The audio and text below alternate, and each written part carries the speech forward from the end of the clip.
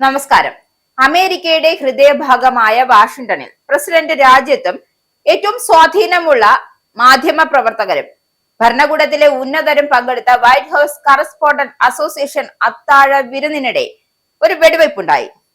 ഇത് അപ്രതീക്ഷിതമായ ഒരു വെടിവെപ്പ് സംഭവമായി മാത്രം നമുക്ക് കാണാൻ കഴിയില്ല.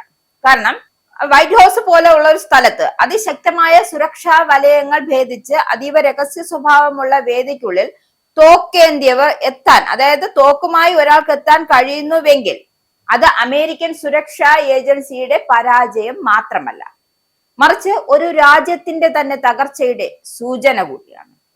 എന്തെന്ന് വെച്ചാൽ അമേരിക്കൻ രാഷ്ട്രീയത്തെയും മാധ്യമ ലോകത്തെയും ഒരുമിച്ച് കൂട്ടുന്ന പ്രതീകാത്മകമായ വേദിയായിരുന്നു ഈ ചടങ്ങ് എന്നറിയപ്പെട്ടത്.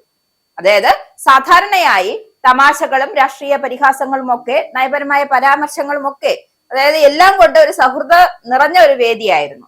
എന്നാൽ ഇത്തവണ ആഘോഷവേദി ഏതാനും നിമിഷങ്ങൾക്കുള്ളിൽ തന്നെ ഭീതിയുടെയും ഭയത്തിന്റെയും എല്ലാം അരാജകത്തിന്റെയും കേന്ദ്രമായി മൊത്തത്തിൽ അങ്ങ് മാറി.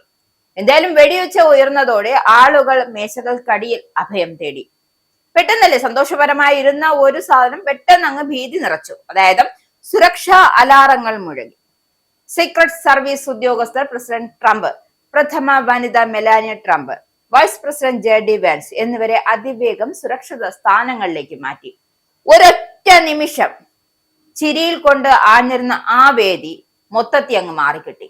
അടുത്ത നിമിഷം മുതൽ അവിടെ ചിരിയില്ല, മറിച്ച് ഭീതിയും ഭയവും മാത്രം. എന്തായാലും സംഭവത്തിന് പിന്നാലെ നടത്തിയ ഒരു പത്രസമ്മേളനത്തിൽ ട്രംപ് ആക്രമിയെ ഒറ്റ ചെന്നായി എന്നാണ് വിശേഷിപ്പിച്ചത്. വലിയ ഗൂഢാലോചന ശൃംഖലകളോ ഭീകര സംഘടനകളോ ഇല്ലാതെ വ്യക്തിപരമായ നിലയിൽ പ്രവർത്തിച്ച ഒരാളാണ് എന്ന് സൂചിപ്പിക്കുന്ന പദപ്രയോഗം കൂടിയാണ് ഇത്. എന്തായാലും ആക്രമിച്ച ആളെ പിടികൂടിയതായും ഇയാൾ കാലിഫോർണിയയിൽ നിന്നുള്ള ആളാണ് എന്ന കാര്യമെല്ലാം വ്യക്തമായി. അയാൾ ഒരു രോഗിയാണ് എന്ന പരാമർശമായിരുന്നു ട്രംപ് അക്കാര്യത്തിൽ നടത്തിയത്. അതായത് ഇറാൻ ഇതുമായി എന്തെങ്കിലും ബന്ധമുണ്ടോ എന്ന് തനിക്കറിയില്ല എന്നും ലഭ്യമായ വിവരങ്ങളുടെ അടിസ്ഥാനത്തിൽ താൻ അങ്ങനെ കരുതുന്നില്ല എന്നാണ് ട്രംപ് വ്യക്തമാക്കിയത്. അതായത് ഒരു രോഗാവസ്ഥയുടെ ഭാഗമായാണ് ഈ അക്രമി അതിക്രമിച്ചു കയറിയതും തന്നെ ആക്രമിക്കാൻ ശ്രമിച്ചതും എന്നാണ് ട്രംപ് നിരത്തുന്ന വാദമുഖങ്ങൾ. അമേരിക്കയും ഇറാനും തമ്മിലുള്ള കടുത്ത സംഘർഷ സാഹചര്യത്തിൽ ഈ പ്രതികരണം എത്തിയത് ഒരു കണക്കിന് ആശ്വാസമാണ്. അതായത് ഈ ഒരു പ്രസ്താവന അതുകൊണ്ട് തന്നെ ശ്രദ്ധിക്കപ്പെടുകയും ചെയ്യുന്നുണ്ട്. വിദേശ ശക്തികളുടെ ഇടപെടൽ എന്ന ഒരു നരേറ്റീവ് ഉടൻ ശക്തമാകാതിരിക്കാനാണോ ഇനി ട്രംപ് ശ്രമിച്ചത് എന്ന് നമുക്കറിയാൻ പറ്റില്ല. എന്തായാലും ആക്രമിക്കാൻ വന്നാൽ സുരക്ഷാ ചെക്ക് പോയിന്റ് മറികടന്ന് ഒന്നിലധികം ആയുധങ്ങളുമായി മുന്നേറിയതായാണ് ട്രംപ് വ്യക്തമാക്കുന്നത്. ഈ ഒരു സംഭവങ്ങൾക്ക് പിന്നാലെ നടത്തിയ പത്രസമ്മേളനത്തിലാണ് ഇറാനിലെ യുദ്ധം ജയിക്കുന്നതിൽ നിന്നും ഇത് എന്നെ തടയില്ല എന്ന വാചകം കൂടി ട്രംപ് പറഞ്ഞത്. അതായത് ആരൊക്കെ എവിടെ നിന്ന് ആളിനെ ഇറക്കിയാലും, ഒരു പക്ഷേ ഇറാൻ ഇറക്കിയാൽ പോലും തന്നെ അതൊന്നും ബാധിക്കില്ല, താൻ യുദ്ധവുമായി മുന്നോട്ട് കൊണ്ടുപോകും എന്ന ഒരു ട്രംപിന്റെ കൃത്യമായ നയമാണ് ആ പ്രസ്താവനയിലൂടെ വ്യക്തമായാലും. എന്തായാലും ഇറാൻ ആണവായുധം കൈക്കലാക്കുന്നത് ലോകം നേരിടുന്ന മറ്റേതൊരു ഭീഷണിയേക്കാൾ ഭീകരകരമായിരിക്കുമെന്ന്, കേവലം ആയുധം നിർമ്മിക്കുക മാത്രമല്ല അത് പ്രയോഗിക്കാൻ പോലും അവർ മടിക്കില്ല എന്ന് തനിക്ക് ഉറപ്പുണ്ട് എന്നാണ് എന്തായാലും ട്രംപിന്റെ വാദഗതികൾ.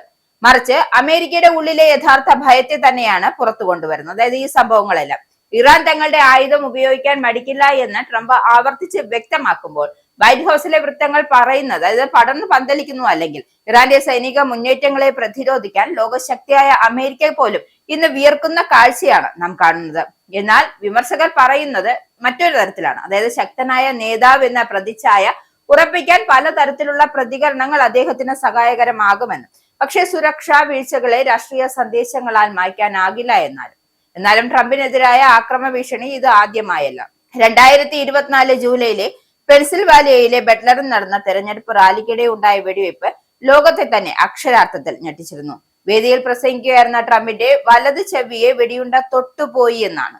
അതായത് ഒരു പ്രേക്ഷകൻ കൊല്ലപ്പെടുകയും നിരവധി പേർക്ക് പരിക്കേൽക്കുകയും ചെയ്തിരുന്നു. അതിനു പിന്നാലെയാണ് 2024 സെപ്റ്റംബറിൽ ഫ്ലോറിഡയിലെ വെസ്റ്റ് പാം ബീച്ചിൽ ട്രംപിന്റെ ഗോൾഫ് ക്ലബിനിൽ മറ്റൊരു ഭീഷണി ഉയർന്നത്. ഗോൾഫ് കളിക്കുന്നതിനിടെ സമീപത്തെ കുറ്റിക്കാട്ടിൽ ഒളിച്ചിരിക്കുന്ന തോക്കുധാരി സീക്രട്ട് സർവീസ് നേരത്തെ കണ്ടെത്തിയിരുന്നു. ട്രംപിന് പരിക്കൊന്നുമില്ലായിരിക്കുകയും. അതായത് പെൻസിൽവാനിയയിലെ സംഭവത്തിന് ശേഷം സുരക്ഷ ശക്തമാക്കിയതിന്റെ ഫലമാണ് വേഗത്തിലുള്ള ഈ പ്രതികരണമെന്ന് വിലയിരുത്തപ്പെടുന്നത്. എന്തായാലും 2016 തെരഞ്ഞെടുപ്പ് കാലത്തും റെനോയിലെ റാലിയിൽ ഗൺ എന്ന നിലയിൽ വിളിച്ച് തുടർന്ന് ട്രംപിനെ വേദിയിൽ നിന്നും മാറ്റേണ്ടി വന്നു. എന്തായാലും ട്രംപിന് നേരെ പല സ്ഥലത്തും വെച്ച് അതിക്രമം എത്തിയെങ്കിലും അവിടെ നിന്നെല്ലാം തലനാരിഴയ്ക്കാണ് ട്രംപ് രക്ഷപ്പെടുത്തത്. എന്തായാലും മാധ്യമ ലോകത്തിനും ഈ സംഭവം ശക്തമായ മുന്നറിയിപ്പാണ് നൽകുന്നത്. ഭരണകൂടവും മാധ്യമങ്ങളും ഒരേ വേദിയിൽ കൂടിച്ചേരുന്ന ചടങ്ങിലായിരുന്നു വെടിവെപ്പുണ്ടായത്. ജനാധിപത്യത്തിന്റെ അഭിപ്രായ വ്യത്യാസങ്ങൾ സാധാരണമാണ് എങ്കിലും സംവാദ വേദികൾ തന്നെ ഭീതിയുടെ വേദികളാകുമ്പോൾ അതൊരു രാജ്യത്തിന്റെ രാഷ്ട്രീയ ആരോഗ്യത്തിന് നല്ല ലക്ഷണമല്ല. സുരക്ഷാ വളയം ശക്തമാക്കിയിരിക്കുക മാത്രമല്ല മതിയാകില്ല എന്നും ഈ സുരക്ഷ തീർത്തും പരാജയമാണ് എന്ന് ഊട്ടിയുറപ്പിക്കുന്ന സംഭവങ്ങളാണ് അമേരിക്കയിൽ ദിനംപ്രതി ഉണ്ടാകുന്നത്.